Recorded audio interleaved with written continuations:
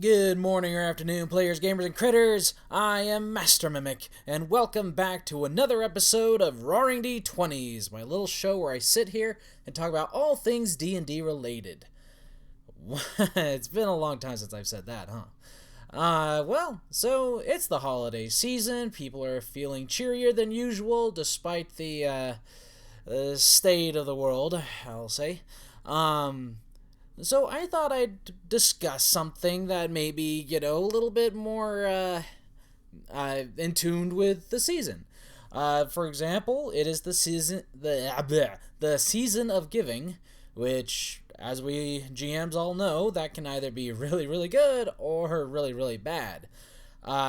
Basically, what I mean by this is that every now and then you might give your players something to as a reward. Maybe they just were able to survive an extremely difficult dungeon, they bested an amazingly powerful boss, or they completed the end of a long and arduous adventure. You just want to give them something really cool, possibly something that might be character defining in some way. But then you reach into the book and either you pull out an artifact you haven't completely read from start to finish, or even worse, you reach into the laundry list of homebrew artifacts and you go, hey, I'll give that to one of my players. What's the worst that can happen? Before you know it, this item or slash artifact slash weapon slash armor essentially makes this character so powerful, so untouchable, that even the grandest of elder dragons can't seem to really hurt them.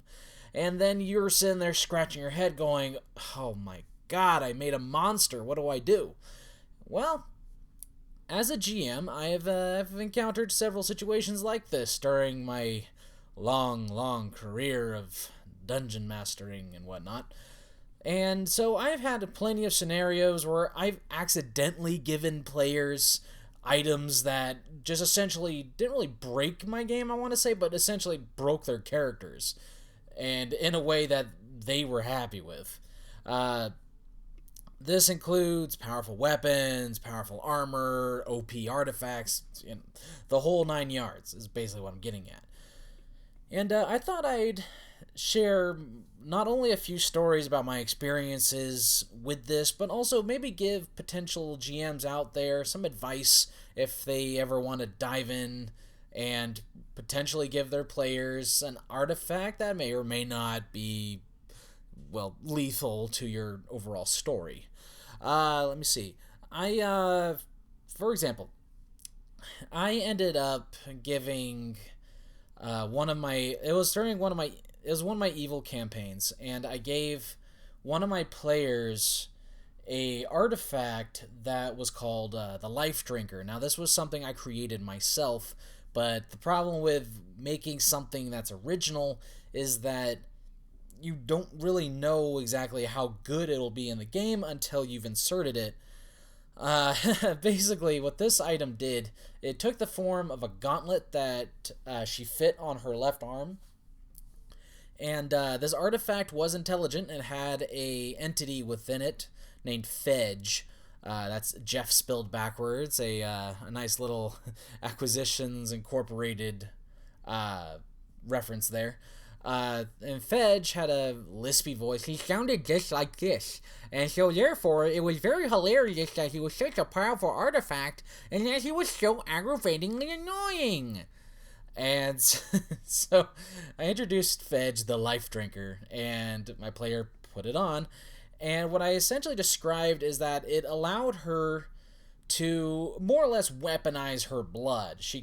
I'll say, this was very much inspired by, Little Batty and I had just watched Dead Man Wonderland. For those who don't know what that anime is, essentially everybody in it has weaponized blood in some way. They can make blades out of it. They can make, the main character can shoot it. It's really, really cool. And so I put that inspiration into the Life Drinker. So she could, for example, hurt herself and then be able to fire a javelin from her wrist made of pure blood. Because it was magical, it could bypass damage reduction. And already a lot of veteran GMs are just cringing at me saying that. And trust me, it gets worse. I also had an extensive list of things that Fedge can do, because Fedge not only was inspired by Dead Man Wonderland, but unfortunately, he was also inspired by Venom. So not, or I guess in a more correctly, Carnage, the symbiote that bound itself into the blood of Cletus Cassidy, and that was essentially Fedge, basically a more annoying, less evil version of Carnage that basically made himself one with his character's blood over time, to the point where eventually I said I think the last stage was she could wear essentially armor made of pure blood, and she could even she was even immune to bleed because her blood was essentially alive. That came back to haunt me in a lot of ways, because the problem was I intended for Fedge to fall into the hands of a lot more squishy character. Uh, Basically, whenever they would hurt themselves, they'd have to give up some HP. So using Fedge was, he was a powerful artifact, but I thought, okay, but there's some sacrifice in there. It's fine. But then the basically the just before the session where I was going to introduce Fedge as a reward for these guys going through, basically they were midway through this long adventure, and some really difficult stuff was on the horizon, so I thought I'd give them a little extra oomph. And the player that I intended to give Fedge to ended up quitting the group. I won't go into a lot of details about that, obviously, but basically it didn't turn out well. The player was gone, and with him, his character, basically. It was already at that point, just before the adventure, his character had gone on to do his own thing. I think he was going into the next town for some reason. I honestly can't really remember. But my player had said he was going to come back, return to the camp. Well, at this point, I thought, well, crap. Well, now I have this artifact that had no bearer, basically. So who was going to take it, So essentially, instead of the squishy player that I was going to give it to, the player who played essentially the tank got her hands on him. And because of that, that HP reduction that I mentioned, the sacrifice, suddenly wasn't so bad. So she essentially had HP in, I think it was like over 150, and what ended up happening was suddenly the -20 to fire a quick arrow made of blood that could bypass damage reduction, suddenly that wasn't so bad. And eventually Fedge became basically my bane. I made an artifact so powerful I couldn't find any real way around him. But as they leveled up, this is, I guess you could say this is the lazy way of going about it, of how to deal with an overpowered artifact. Just grit your teeth and bear with it until they get strong enough to where this artifact isn't as strong. So when she first got this artifact, she was level 6. Now they are, I believe, level 14, and suddenly Fedge isn't, even with his extremely powerful blood javelins and, the living blood thing, he really isn't that powerful anymore. So if anything, he's more of like, I guess you could say, she uses him to bring some flavor, make some role-playing a little bit more fun. I mean, imagine how intimidating it is if she's interrogating a guard, slamming him against the wall, but he refuses to talk. He won't give in to the cries of a criminal. And then she cuts her wrist, and then a long blade emerges from her vein. It gets directed right at his throat. Suddenly, this guy's tongue may be a little looser. But basically, that's one way to deal with it. Let's see. I also had to introduce I introduced an artifact in a it's the same campaign, different adventure. Basically, the party went into hell. We call it the Inferno. They went into hell, and they encountered an item referred to as Horror's Hand. If anyone gets that reference, I wish I could give you a high five. Not enough people have seen that show. I'm not going to spoil what it is for those who don't. But anyway, it's hilarious. So Horror's Hand belonged to the embodiment of death. And what could happen is whoever wielded it, it was basically like Fedge, it was a gauntlet that went on the right hand. And whoever it bound itself to was completely immune to fear effects. They couldn't be shaken, they couldn't be, terrified. They were immune to fear, basically. And which is great, especially in future games when they're fighting essential god beings that can kill someone with just a look, sheer fear alone. But according to Pathfinder standards, for example, the elder god Cthulhu has a presence that if they fail, I think it is a will save of, I think it's like 40 or 41. Their characters just die of fear, like they just dead. Horror's Hand would make them immune to that effect. So, but they were, like I said, they were at a certain level at this point where that kind of thing would have been useful, but it wouldn't be broken. But the problem was the person who was getting their hands on it was the same one holding Fedge. Hey, I got the left hand, why not get the right? At this point, I had to really kind of scratch my head. Okay, I can't let her be immune to bleed and fear. What am I going to do? Or just in general, what am I going to do? So, thankfully, I had thought ahead, and I used a template from a homebrew item that required a character to have a certain wisdom score in order to wield it, because it's essentially kind of like gosh, what's a good example? It'd be okay. It's like the One Ring from the Lord of the Rings. If you have a strong enough will, you can put it on, no problem. You're invisible. Anyone else who puts it on, though, either basically becomes corrupted by it, or loses their mind or something, or even the Palantir from Lord of the Rings also works too. Anyway, I'm rambling. So Horror's Hand required, I believe, a wisdom score of 20 in order to wield it. I mean, if you're going to be immune to fear, you have to have an iron will. And this character, unfortunately, only had a wisdom score of 18, so she put it on and almost lost her freaking mind. I even had her roll a wisdom saving throw to keep from going slightly mad from just exposing herself to this thing.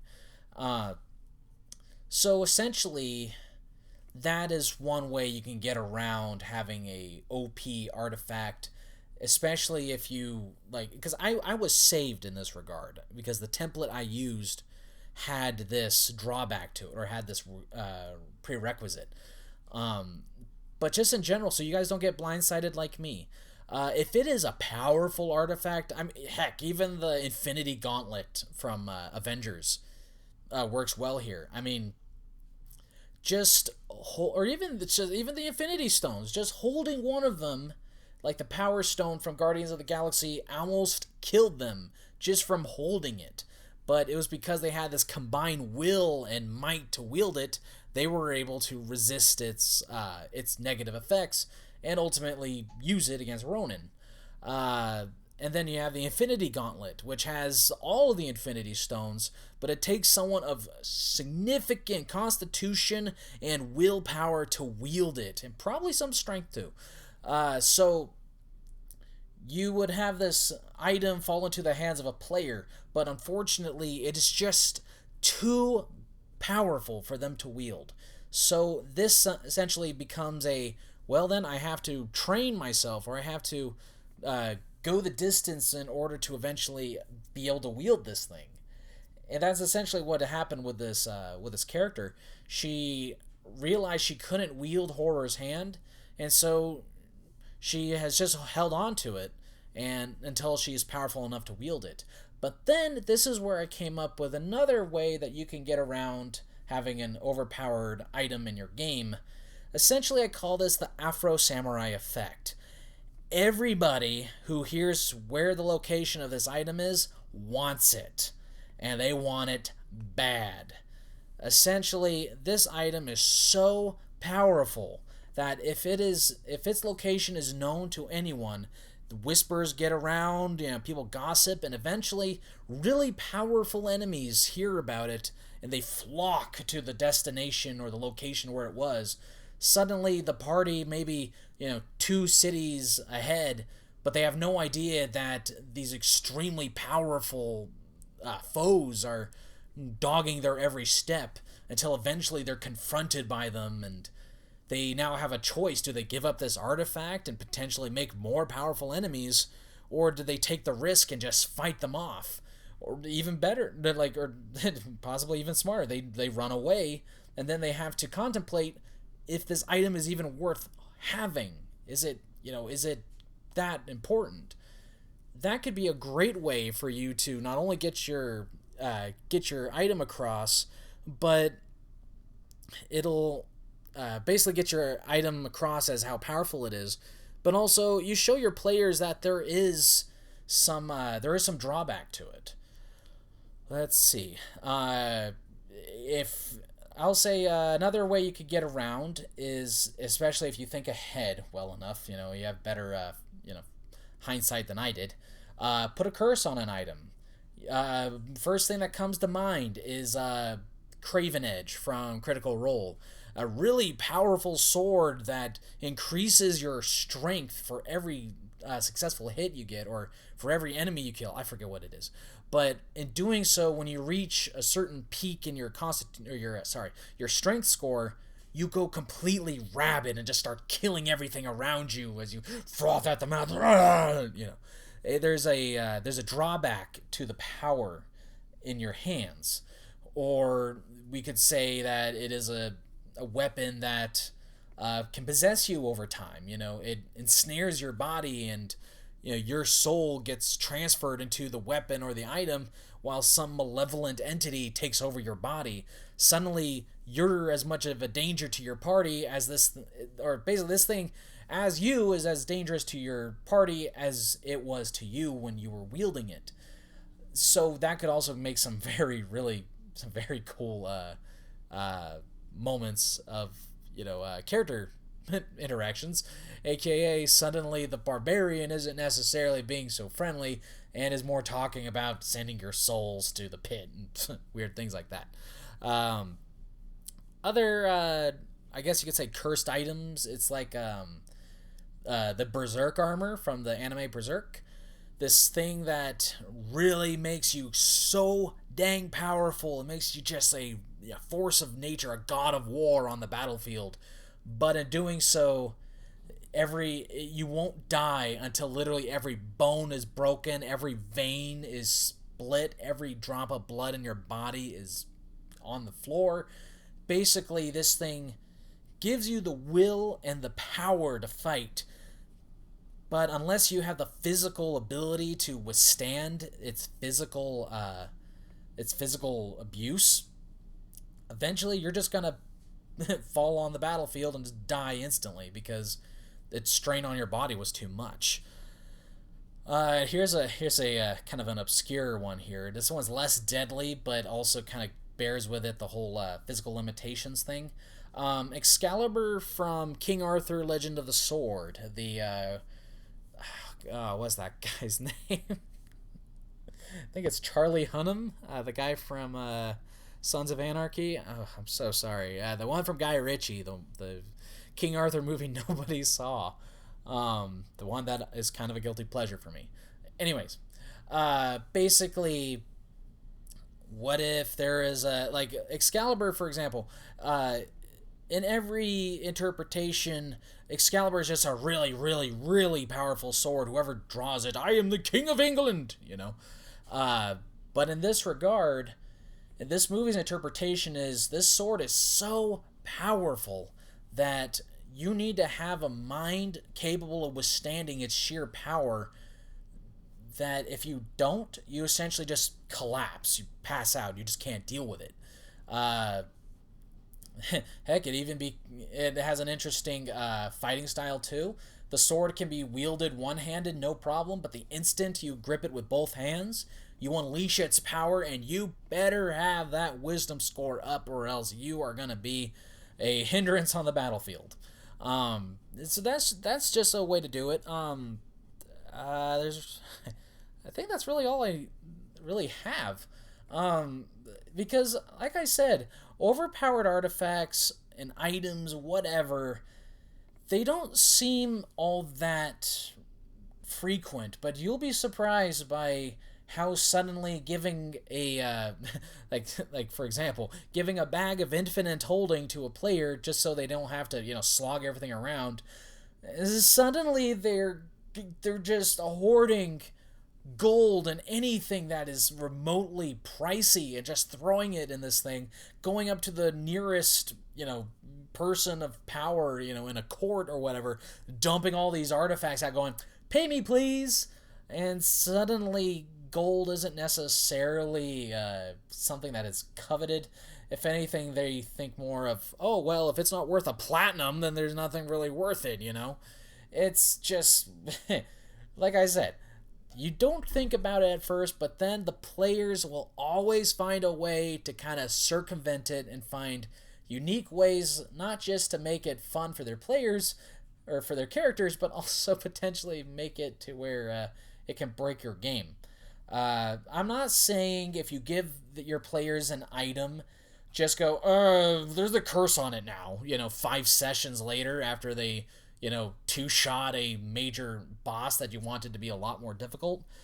But maybe that item, like I said, maybe it has some powerful hunters looking for it. Maybe there's a certain presence in it that is awoken because of the sufficient bloodshed. You don't want to just tell your players, oh, by the way, sword is cursed, you're cursed, deal with it.